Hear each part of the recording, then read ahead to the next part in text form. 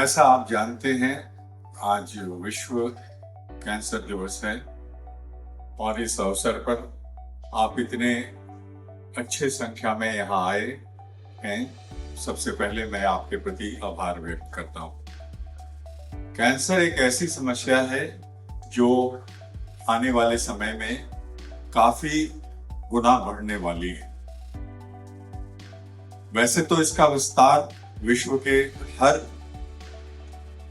प्रांत, हर देश, हर कॉन्टिनेंट, महाद्वीप में होने वाला है, लेकिन जो चिंता की विषय है वो है कि मैक्सिमम इंक्रीज जो होगा वो हमारे इस भाग में, जिसे हम एशिया महाद्वीप कहते हैं, इस भाग में होने वाला है। यह ऐसा WHO का अनुमान है। मुश्किल ये है कि ऐसी समस्या से लड़ने के लिए जो हमारे पास साधन हैं वो 5% ही हैं अगर हम और विश्व के देशों से करें। लेकिन अच्छी बात इसके साथ बहुत सारी चीजें हैं। वो ये कि अगर किसी व्यक्ति को कैंसर होता है तो उसके पहले कुछ ऐसी अवस्था होती है जो बहुत लंबी होती है कई बीमारियों में, जहां कैंसर फुल रूप से डेवलप नहीं होता, वो डेवलप होने की प्रक्रिया में होता है।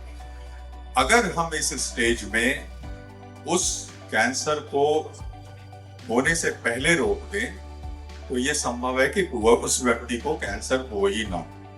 तो ये अच्छी बात है।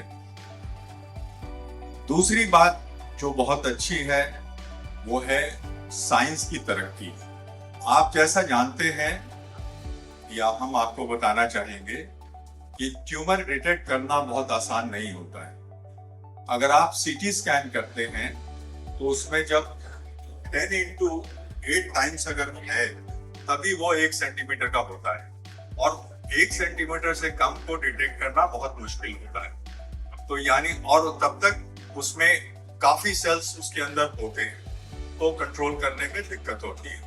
लेकिन अब बहुत सारे ऐसी टेस्ट आ गई हैं, जैसे पेट स्कैन, हम बहुत अर्ली उसको डिटेक्ट कर सकते हैं, या MRI है, या CT स्कैन में भी बहुत सारे डेवलपमेंट हुए कि हम अर्ली डिटेक्ट कर सकते हैं।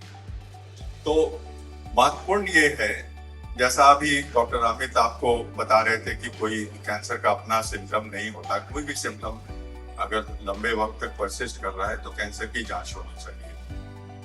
तो ऐसा कभी भी होता है तो कैंसर स्पेशलिस्ट के बाद में के पास तो मरीज थोड़ा लेट आते हैं अमूमन, लेकिन ये जिम्मेदारी उन डॉक्टरों की है जिनके पास में लोग आते हैं और ट्रीटमेंट दे रहे हैं। वैसी अवस्था में उनकी दायित्व तो ये है कि अगर थोड़ा भी सस्पिशन है तो उसको समय पे रेफर करें। अगर पेशेंट समय पर आता है उसका 2 एडवांटेज है।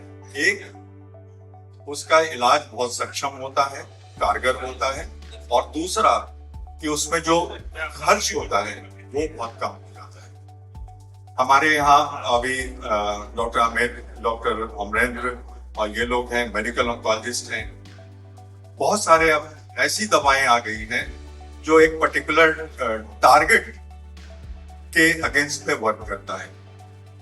इससे एक तो कंट्रोल रेट बहुत अच्छा होता है, सेकंड है कि साइड इफेक्ट्स भी कम होती हैं, लेकिन होती हैं। सिमिलरली डॉक्टर निशांत और बाकी लोग भी बताएंगे आपको कि जब रेडिएशन में भी ऐसी बहुत सारी विधाएं हैं जो हम यूज करके बहुत टारगेटेड रेडिएशन करते हैं और कर रहे हैं यहाँ पे, जिसमें कई ट्यूमर हम एक साथ ट्रीट कर सकते हैं, इतना डोज दे सकते हैं जो पहले संभव नहीं था। कंट्रोल रेट्स बहुत अच्छे हैं, और आजकल फैले हुए बीमारी यानी जो थोड़ा बढ़ चुका है उसको भी हम लोग बहुत कंट्रोल कर सकते हैं।